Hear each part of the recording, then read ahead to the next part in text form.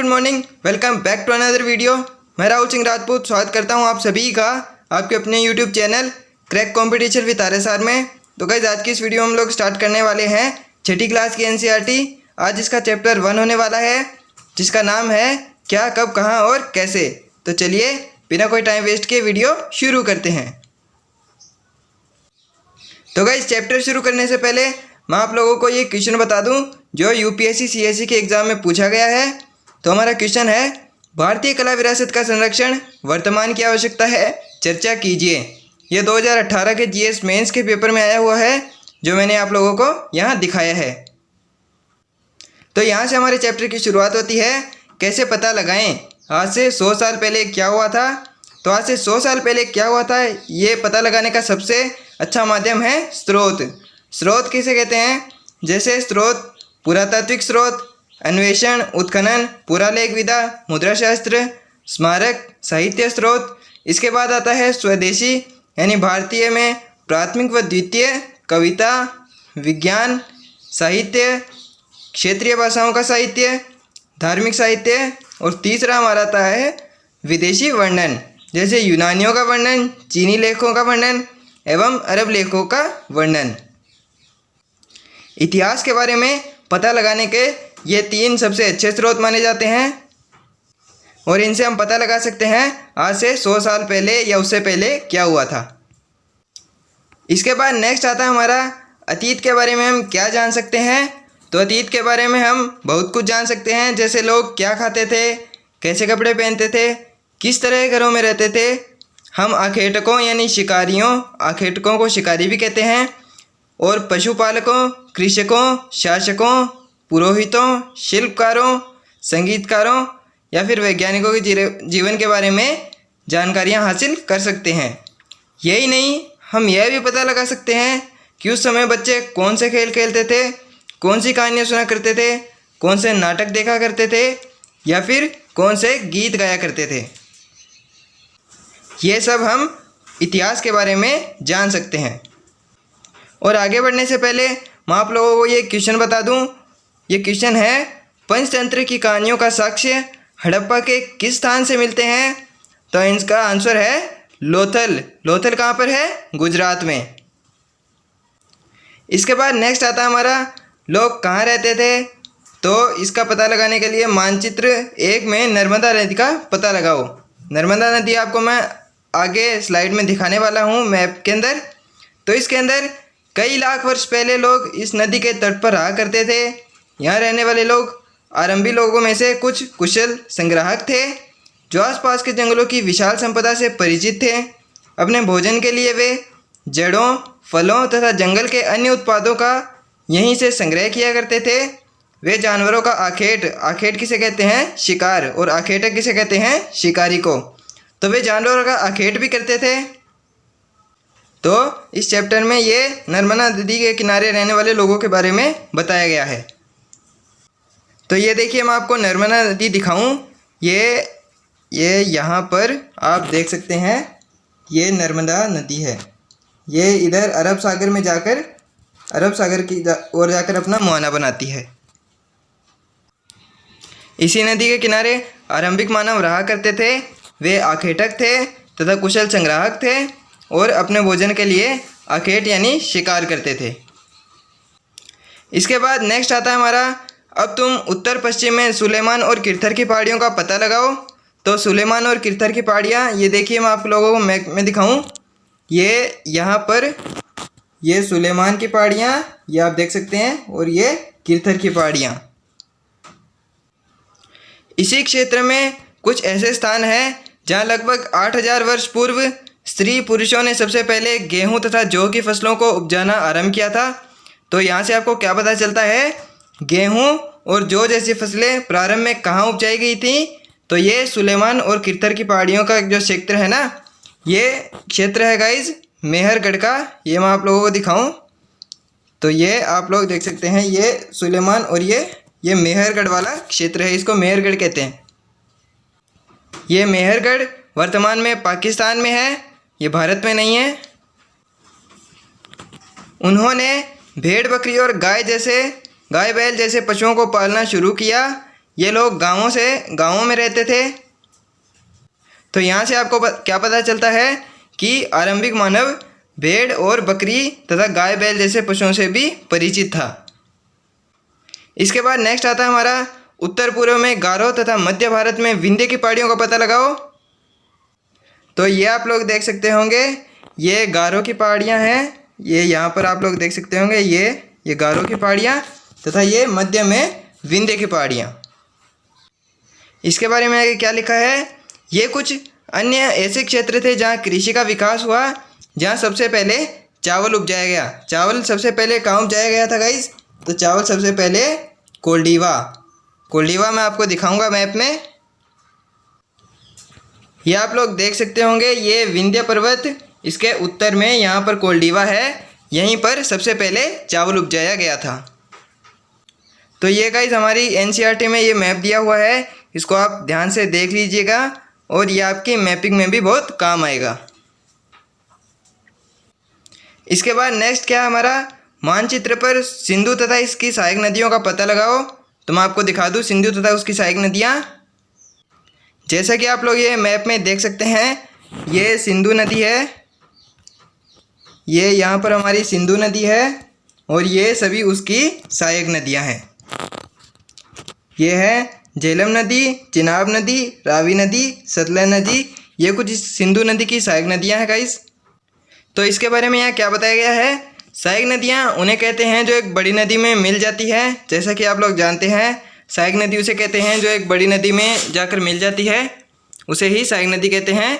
लगभग 4700 वर्ष पूर्व इन्हीं नदियों के किनारे आरंभिक नगर फले फूले। जैसे कि आप लोगों ने सुना होगा सिंधु घाटी सभ्यता या हड़प्पा सभ्यता, वो इन्हीं नदियों के किनारे फली फूली और इन्हीं नदियों के किनारे सिंधु घाटी सभ्यता का विकास हुआ। इसके आगे है गंगा व इसकी सहायक नदियों के किनारे तथा समुद्र तटवर्ती इलाकों में नगरों का विकास लगभग 2500 वर्ष पूर्व हुआ। गंगा तथा इसकी सहायक नदी सोन का पता लगाओ। तो चलिए मैं आपको दिखा दूं, ये आप लोग देख सकते होंगे मैप के अंदर, ये हमारी गंगा नदी है और ये इसकी सहायक नदी सोन है। इन्हीं नदियों के किनारे 2500 वर्ष पूर्व सभ्यता का विकास हुआ। गंगा के दक्षिण में इन नदियों के आसपास का क्षेत्र प्राचीन काल में मगध वर्तमान बिहार नाम से जाना जाता है। इसके शासक बहुत कुशल और शक्तिशाली थे। उन्होंने एक विशाल राज्य स्थापित किया। देश के अन्य हिस्सों में भी ऐसे राज्यों की स्थापना की गई। तो मगध के ऊपर हमारा एक पीटी का क्वेश्चन निकल के आता है, मगध महाजनपदों में श्रेष्ठ कैसे बना? तो इसका आंसर है, यह गंगा तथा उसकी सहायक नदियों के कारण एक जल दुर्ग की स्थिति में था। तो मगध महाजनपदों में श्रेष्ठ क्यों था? क्योंकि यह गंगा तथा उसकी सहायक नदियों के साथ एक जल दुर्ग की स्थिति में था, इसलिए मगध महाजनपदों में सबसे श्रेष्ठ था। इसके बाद नेक्स्ट आता है हमारा देश के नाम। हमारे देश का नाम कैसे पड़ा? तो आइए जान लेते हैं। अपने देश के लिए हम प्राय इंडिया तथा भारत जैसे नामों का प्रयोग करते हैं। इंडिया शब्द इंडस से निकला है, जिसे संस्कृत में सिंधु कहा जाता है। अपने एटलस में ईरान और यूनान का पता लगाओ, मतलब ईरानियों और यूनानियों ने ही हमारे देश का नाम भारत यानी इंडिया रखा था। लगभग 2500 वर्ष पूर्व उत्तर पश्चिम की ओर से आने वाले ईरानियों और यूनानियों ने सिंधु को हिंदोस अथवा इंदोस और इस नदी के पूर्व में स्थित भूमि प्रदेश को इंडिया कहा। भारत का नाम प्रयोग उत्तर पश्चिम में रहने वाले लोगों के एक समूह के लिए किया जाता था। इस समूह का उल्लेख संस्कृत की आरंभिक लगभग 3500 वर्ष पुरानी कृति ऋग्वेद में मिलता है। बाद में इसका प्रयोग देश के लिए होने लगा। तो इस तरह से हमारे देश का नाम इंडिया यानी भारत पड़ा। इसके बाद नेक्स्ट है हमारा अतीत के बारे में कैसे जाने। तो अतीत के बारे में जानकारी हम कई तरह से प्राप्त कर सकते हैं। इनमें से एक तरीका है अतीत में लिखी गई पुस्तकों को ढूंढना और पढ़ना। ये पुस्तकें हाथ से लिखी होने के कारण पांडुलिपि कही जाती थी। अंग्रेजी में पांडुलिपि के लिए प्रयुक्त होने वाला मैन्यूस्क्रिप्ट शब्द लैटिन भाषा के मेनू जिसका अर्थ है हाथ से निकला। ये पांडुलिपियाँ प्राय ताड़पत्रों अथवा हिमालय क्षेत्र में उगने वाले भुर्ज नामक पेड़ की छाल से विशेष तरीके से तैयार भोजपत्र पर लिखी जाती थी, भोजपत्र पर लिखी जाती थी। तो ये आप लोग पांडुलिपि एक देख सकते हैं। इसके बाद आगे बढ़ते हैं। इतने वर्षों में इनमें से कई पांडुलिपियों को कीड़ों ने खा लिया तथा कुछ नष्ट कर दी गई। फिर भी ऐसी कई पांडुलिपियां आज भी उपलब्ध हैं। प्राय ये पांडुलिपियां मंदिरों विहारों में प्राप्त होती हैं।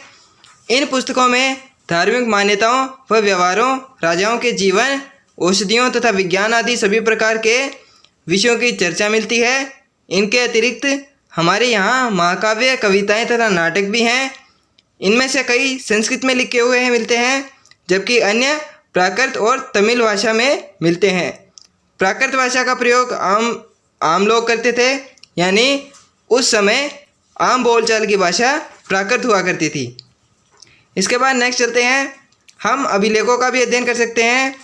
ऐसे लेख पत्थर अथवा धातु जैसी अपेक्षाकृत कठोर सतहों पर उत्कीर्ण किए जाते हैं। कभी कभी शासक तथा अन्य लोग अपने आदेशों को इस तरह उत्कीर्ण करवाते थे ताकि लोग उन्हें देख सकें, पढ़ सकें तथा उनका पालन कर सकें। कुछ अन्य प्रकार के अभिलेख भी मिलते हैं। इनमें राजाओं तथा रानियों सहित अन्य स्त्री पुरुषों ने भी अपने कार्यों के विवरण उत्कीर्ण करवाए हैं। उदाहरण के लिए प्राय शासक लड़ाइयों में अर्जित विजयों का लेखा जोखा रखा करते थे। ये जो आप अभिलेख देख रहे हैं इस पिक्चर में, यह लगभग 2500 वर्ष पुराना है। यह अभिलेख वर्तमान अफगानिस्तान के कंधार से प्राप्त हुआ है। यह अभिलेख अशोक नामक शासक के आदेश पर उत्कीर्ण करवाया गया था। यह अभिलेख इस क्षेत्र में प्रयुक्त होने वाली यूनानी तथा अरामेइक नामक दो भिन्न लिपियों तथा भाषाओं में है। इसके बाद आता है तिथियों का मतलब। वर्ष की यह गणना ईसाई धर्म के प्रवर्तक ईसा मसीह के जन्म की तिथि से की जाती है। अतः 2000 वर्ष कहने का तात्पर्य ईसा मसीह के जन्म से 2000 वर्ष के बाद से है। मतलब ये जो हम आज वर्षों की गणना करते हैं, ये ईसाई धर्म के ईसा मसीह के जन्म की तिथि से ही की जाती है। ईसा मसीह के जन्म के पूर्व की सभी तिथियां ईसा पूर्व के रूप में जानी जाती हैं। इसके बाद हमारा एक नोट पॉइंट है, इतिहास और तिथियां। अंग्रेजी में BC, हिंदी में ईसा पूर्व का तात्पर्य बिफोर क्राइस्ट यानी ईसा पूर्व होता है। कभी कभी तुम तिथियों से पहले AD यानी हिंदी में E लिखा पाती हो। यह एनो डोमिनी नामक दो लैटिन शब्दों से बना है तथा इसका तात्पर्य है ईसा मसीह के जन्म के वर्ष से। कभी कभी AD की जगह CE तथा BC की जगह BCE का प्रयोग किया जाता है। CE अक्षरों का प्रयोग कॉमन एरा तथा BCE का बिफोर कॉमन एरा के लिए होता है। हम इन शब्दों का प्रयोग इसलिए करते हैं क्योंकि विश्व के अधिकांश देशों में अब हम इस कैलेंडर का प्रयोग सामान्य हो गया है। भारत में तिथियों के इस रूप का प्रयोग लगभग 200 वर्ष पूर्व आरंभ हुआ था। और इसके बाद में हमारे ये कुछ उपयोगी शब्द यानी इम्पोर्टेंट वर्ड्स हम देख सकते हैं, तो आप लोग ये देख लीजिएगा। यात्रा किसे कहते हैं, पांडुलिपि किसे कहते हैं, अभिलेख किसे कहते हैं, पुरातत्व किसे कहते हैं, पुरातत्व इतिहासकार किसे कहते हैं, स्रोत किसे कहते हैं, अज्ञात लिपि का अर्थ निकालना। तो ये कुछ इम्पोर्टेंट वर्ड्स है, आप इनको देख लीजिएगा। इसके बाद हमारे कुछ इम्पोर्टेंट पॉइंट्स है, तो इनको आप लोग देख लीजिए। कृषि का आरंभ 8000 वर्ष पूर्व हुआ। सिंधु सभ्यता के प्रथम नगर 4700 वर्ष पूर्व। गंगा घाटी के नगर मगध तथा बड़ा राज्य 2500 वर्ष पूर्व। तथा लास्ट में वर्तमान लगभग 2000 वर्ष पूर्व। तो यहाँ हमारा चैप्टर ख़त्म होता है। ये इसके कुछ प्रैक्टिस क्वेश्चंस है, तो इनको आप लगाइएगा। और लास्ट में thank you so much guys video को पूरा देखने के लिए। Join Telegram for notes, PDF and other important updates. मेरे टेलीग्राम चैनल का नाम है क्रैक कॉम्पिटिशन विद RSR। अगर वीडियो पसंद आए तो वीडियो को लाइक कर देना, शेयर कर देना और चैनल को सब्सक्राइब कर देना। Thank you so much guys.